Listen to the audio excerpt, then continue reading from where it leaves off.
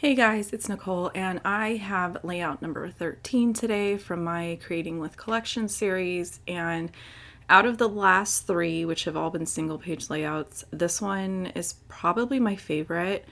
And it's not surprising because it's pretty paper heavy. And for me, paper is kind of my favorite part of scrapbooking. So basically, I decided to go with kind of a go-to attack with scraps, and this is something that I have done before. I did it in the last series. I've done it in one of the layouts in my class. This is kind of just a go-to for me, is basically to just take a bunch of the leftover papers, trim them into strips, and some of these strips I even cut individual like color sections from the striped pattern. So that kind of gave me a few more quote unquote patterns to pick from because I was pulling like individual colors. And I tend to kind of want to arrange them in rainbow order, so that's what I go with. That's kind of what I enjoy, instead of having it kind of be like a big like varied mix of patterns, which I've done that as well. I think with some of these papers just not being my favorite anymore at this point, it's better for me to go with an arrangement that I like. So I just kind of went through, laid them out in an order that I wanted, and I pulled in some leftover grid paper, which was from Nicole Jones' 911 store, and kind of included that as like a cheater pattern. And I'm going to use those areas for like my title and my journaling. And because I'm going to be layering up some cardstock, and I wanted to kind of add a frame around the pattern papers, but without actually adding a frame. So what I like to do in that situation is to just take the cardstock piece, flip it upside down in like a scoreboard, and you can totally do this on like your trimmer with a score blade. And then this is less than a quarter of an inch, but I just kind of pick one of the lines and I just take a stylus and kind of push it in, and I'm basically just scoring it. And on the side of the paper that I'm going to use, it's basically just going to be like a raised indented line. And you're not going to pick it up on camera. You might be able to see it in some of the photos, but it's just kind of adding a little bit of interest and kind of framing up all of the different pattern papers.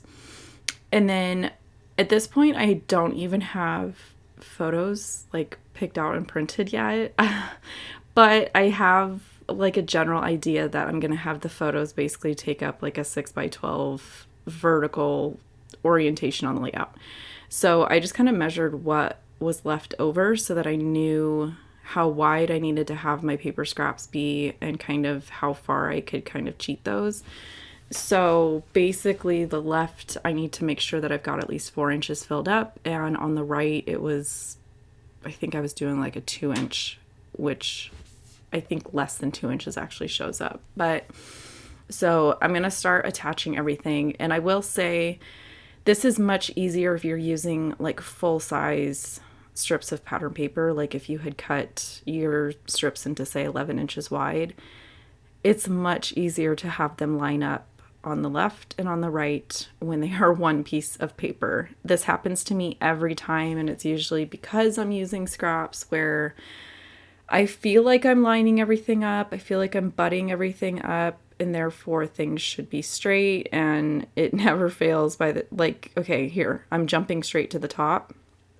In theory, if I line up all the papers against the next one, when they meet in the middle, they should be lined up. They are not. That's just kind of what happens to me. But I'm okay with that. I ended up pulling up a couple of them and kind of finagling them and trying to get them to line up as best I could without actually ripping up all of them. And then, of course, when you bring in the matching strips over on the right, thinking that they're going to line up as well, some of them get a little off, but I'm okay with it. There's going to be such a large like photo block in the middle that you would have a hard time noticing that something's not lining up across that span of photos, I guess is what I'm saying.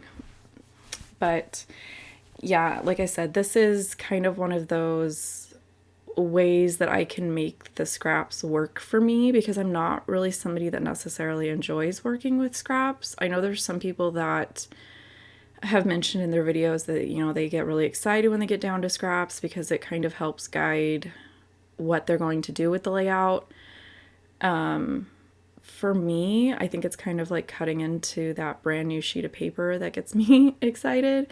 Scraps, I'm kind of like, ooh, what are we going to do?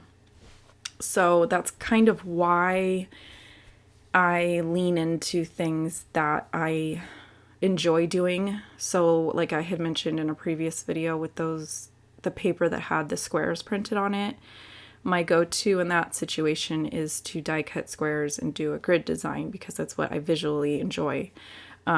Things like this, strips of pattern paper, is something that I enjoy. So that's kind of what I fall back on. And like I said, paper is probably my favorite product. So I really enjoy like the end result of layouts that feature a lot of pattern paper and a lot of different patterns because it's my favorite. And then for my photos, what I ended up doing was I printed one at a 4x6, and then I've got 4 3x4 photos. And then I cut a piece of white cardstock down to like a tiny bit less than 12 inches tall, and then it's about 6 inches wide. And then I'm just going to kind of shave a little bit off of the edges of my photos, and I'm just kind of making my own photo collage. If you have 12 by 12 photo paper and a printer that holds 12 by 12 paper, then you could totally do that. I kind of only have the ability to print on 8.5 by 11, and I needed taller than 11 inches to kind of cover up how I don't have pattern paper going all the way across. Plus, I wanted my photos to span kind of the majority of the height of the layout. So this is kind of how I pieced together sort of DIY photo collages. And to me, it's just easier to start out with those like common sizes and just make sure that I've got some areas on the sides to trim down as much as I need to. And because the collection is Easter and spring themed, I just kind of tried to come up with some photos that I felt like would work. And there's a ton of like rain boots in this collection, and it drives me nuts because I think there's 3 pairs of rain boots and they all face the same direction, and it drives me nuts because I could have used 2, if not all 3 of them on this layout. But I feel like it looks weird when you just have 3 of the same icon that's all facing the same direction. So you guys will see here in a little bit, I just picked one. And then there was some other like phrases and stuff that was included in the collection that kind of brought to mind like rain. I'm probably going with the spring shower type of thing.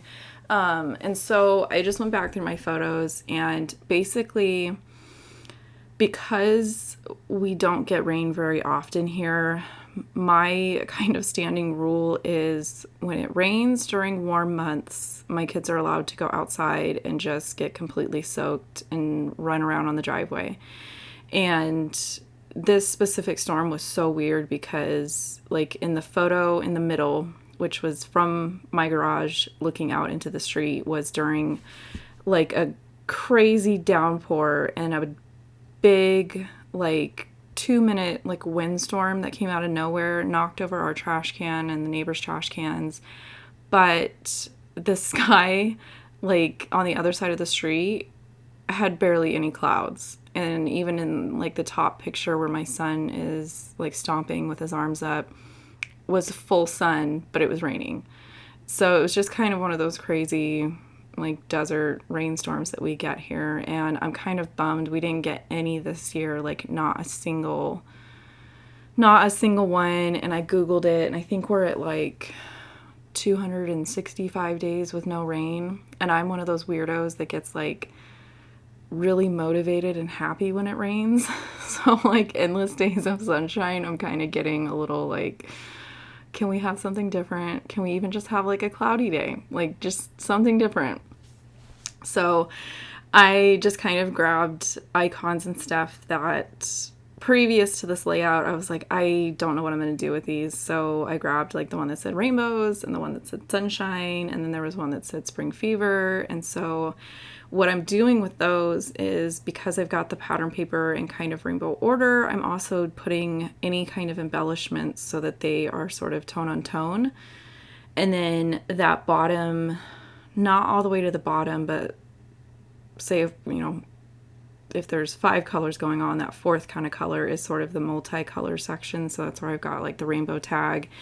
And I knew that I wanted to use one of these big phrases to kind of get it used up. So I just decided to build my title based off of it. So it's just Puddle, Jumping, and then Fun is from the die cut pack.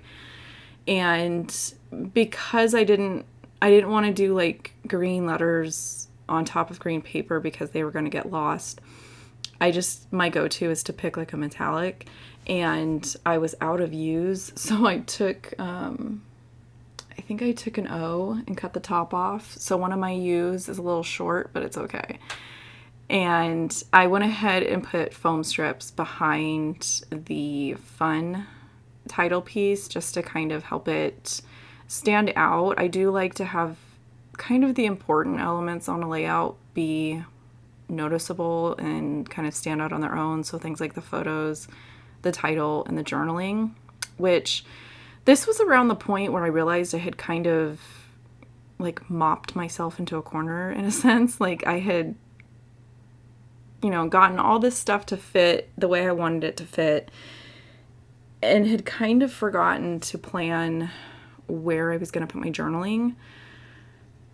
So I kind of had to think about that. I kept going, but the whole time that I'm messing around with like these butterflies, I'm sitting here thinking like, okay, what am I going to do about journaling?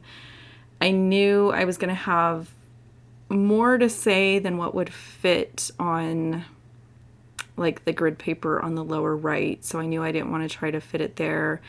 I really didn't want to do journaling strips. I definitely could have fit them in, but they would have covered up a lot of the pattern.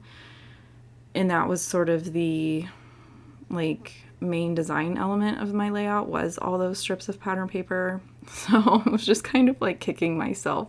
And I'm sure when I started the layout, I had like okay, this is where I'm going to put the journaling. But because I didn't make myself like a note, that didn't happen. I did make myself like a sketch, because that's a lot of times how I'll start a layout, especially with scraps. If I'm just not real sure what I want to do, it's easier for me to imagine the end result of a layout if I sketch it out than if I just play with like pieces of pattern paper. So I don't know, it's probably weird, but that's what works out for me. The little butterflies are just some wood veneer butterflies I've had forever, and I like to color them. So I laid them out where I wanted them to be on the layout, and then basically whichever color area they fell in is what I colored them. So here I pulled up that upper section of grid paper that had things glued on top of it. I very carefully pulled it up, very carefully measured my journaling, got extremely lucky that it printed exactly where I needed it to go, and I'm just going to kind of glue that chipboard butterfly right back where it was. And it's almost like I was smart enough to do my journaling before I did the layout. And then the last thing that I'm going to do is just grab a date stamp and one of the inks that I was using, and I'm going to go ahead and put the date down on that other piece of grid paper. I'm really liking those like print your own grid papers, especially for things like this, for printing journaling on. It's kind of like making my own B-sides that collections don't really give you. So here's a photo of the completed layout and a couple detail shots. And as always, I appreciate you guys spending a little bit of time with me, and I will catch you later. I'm not sure what video it's going to be, but I hope to be back in a couple days. Bye!